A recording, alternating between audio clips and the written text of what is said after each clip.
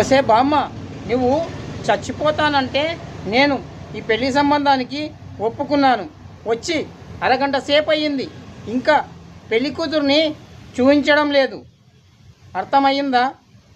ఎందుకు ఈ వెయిటింగు? సుబ్బారావు గారు, ఏంటి మీ అమ్మాయిని ఇప్పటికైనా చూపిస్తారా లేదా? ఏదో ఒకటి చెప్పండి. మళ్ళీ మరో సంబంధం చూడడానికి వెళ్ళాలి, మరి టైం అవుతుంది.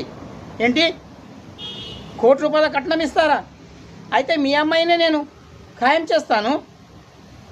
ఇంకేముంది, అడ్జస్ట్ చేసుకోవాలా? ఏంటండి అడ్జస్ట్ చేసుకునేది?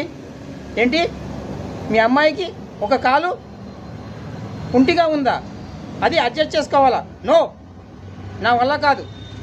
లేవే బామ్మ, వెళ్ళిపోదాం. ఈ కుంటిదానికి నేను పెళ్లి చేసుకోవాలా? ₹1,00,00,000 కట్నం ఇచ్చినా మీ సంబంధం నాకు అక్కర్లేదు.